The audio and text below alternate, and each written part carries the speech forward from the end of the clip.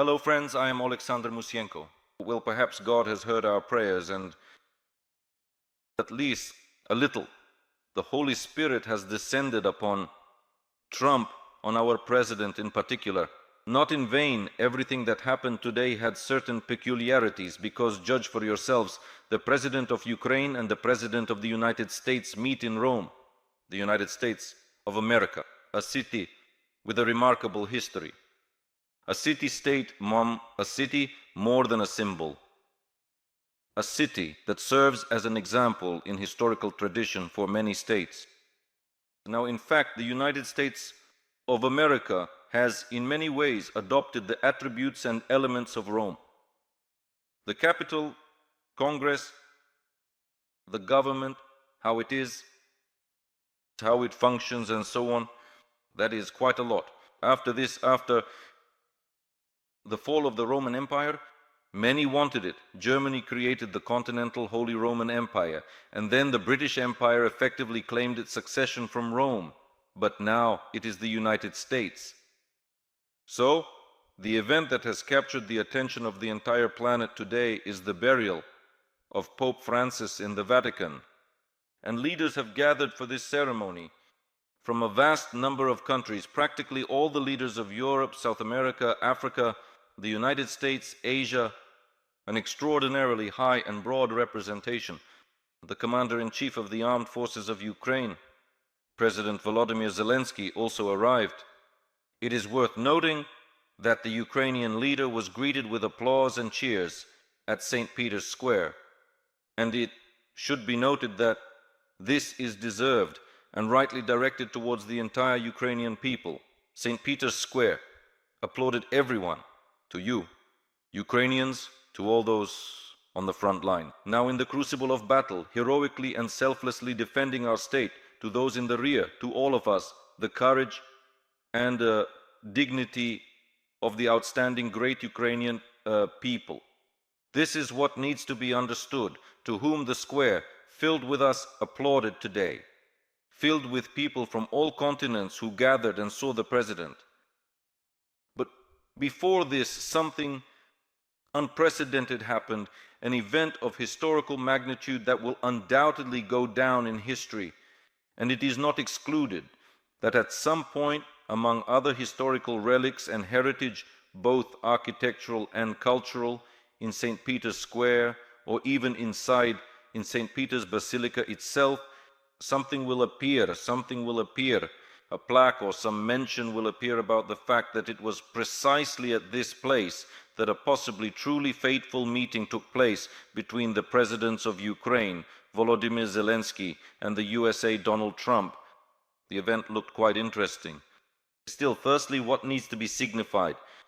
It's very good that this meeting was successfully organized, even if it was just for 15 minutes. Still, at the same time, it was a very necessary and essential meeting, a personal contact.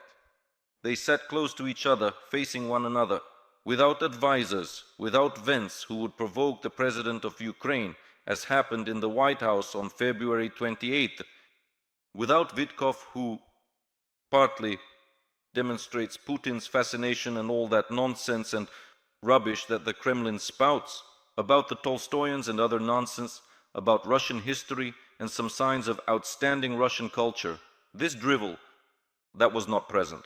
And accordingly, it was possible to hold a normal meeting. Emotionally, it was noticeable in some ways, but visible. Through the looks and conversation, it was calm and constructive and reasoned.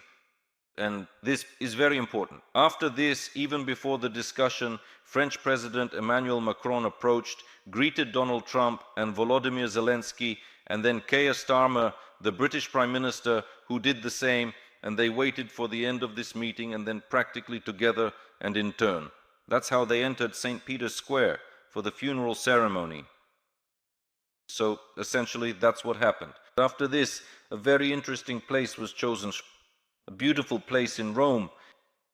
It is the residence of the British ambassador in Rome, Italy. And in this residence, the nature is beautiful, the weather is wonderful. It certainly inspires discussion and reflection. There, a meeting took place between the President of Ukraine, Volodymyr Zelensky, and his French counterpart, Emmanuel Macron, and then with the British Prime Minister, Keir Starmer, which lasted over an hour. With Starmer, by the way, there was an interesting moment when Starmer and Zelensky were walking along the path of this garden, this residence. Journalists approached the Ukrainian president and asked how he evaluates his meeting with President Donald Trump, to which Zelensky began to respond. Starmer seemingly wanted to take Zelensky aside at that moment and continue his walk to the table, to this kind of gazebo, to the meeting place further on. Well, what does this mean? On one hand, it seems Starmer wanted to talk more with the Ukrainian president and to save him, so to speak, from the media, from the press at that very moment. On the other hand, it looks as if they want to take the president away from the media. They don't want him to speak much, yet he says a lot of correct, real, constructive things. It is precisely this public media communication of Zelensky, his persistence and stubbornness in a good sense, that ultimately yields results, as I mentioned earlier. This chosen strategy and tactic of speaking publicly, hiding nothing, coming forward with appropriate messages, despite everything, conveying our position, which should be based on our Ukrainian national interests, ultimately we see that this yields results. And what does the result consist of? It consists of the fact that Donald Trump, almost immediately after the funeral ceremony, he left the Vatican, and on the way to the airport, he met with the Italian Prime Minister Meloni, and then he directly left Italy. I wonder if there will be a meeting in Ukraine. A meeting between Ukrainian President Volodymyr Zelensky and the head of the council. The head of the Council of Ministers of Italy, Meloni. But if this were to happen, it would be very good, as Meloni also has quite good contacts with Trump and has certain influences with European leaders.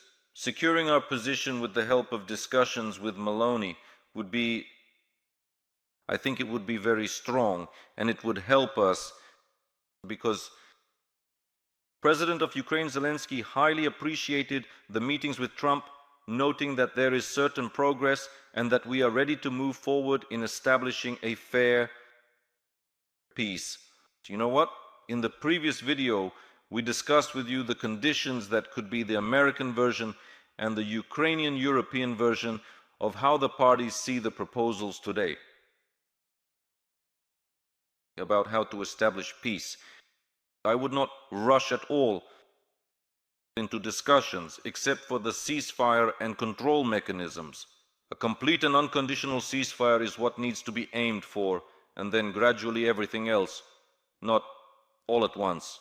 Because if the Kremlin feels that concessions are being made to it in almost everything, it will undoubtedly only encourage Putin, specifically, to continue his aggressive actions in the future and to dominate. By the way, Donald Trump is already beginning to see things more clearly and understand this. I say that I hope the Holy Spirit will descend and the position will change, because the American president is already starting to speak. He wrote a large post on the social network Truth Social, where among other things he criticized the media. This is typical of Trump and his team for providing incorrect information. And for some reason they don't mention and they don't criticize Obama and Biden for allegedly giving up Crimea.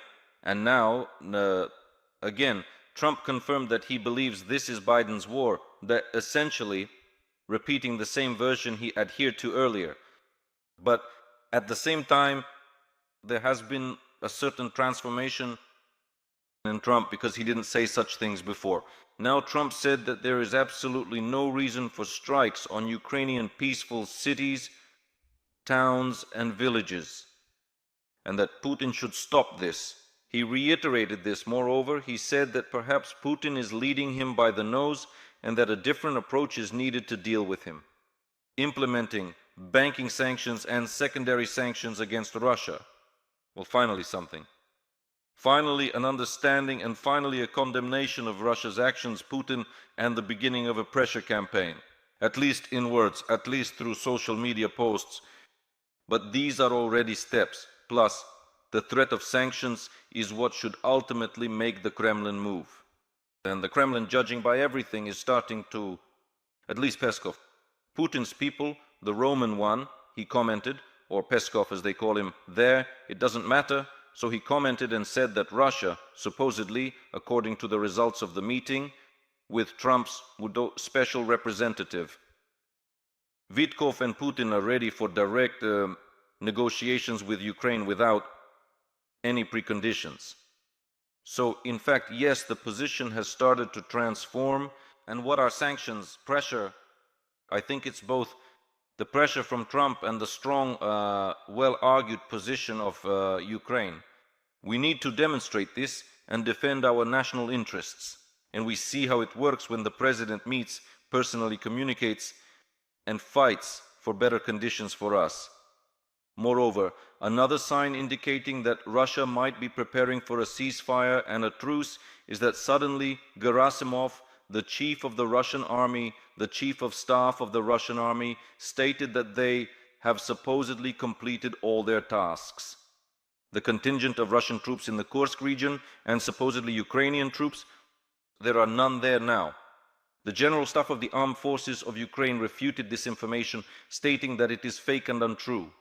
The armed forces of Ukraine continue to carry out tasks in the Kursk region.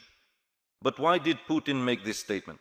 It's not just propaganda, bravado, and an attempt to improve the morale of their units, which is declining among the Russians. What about just a week ago?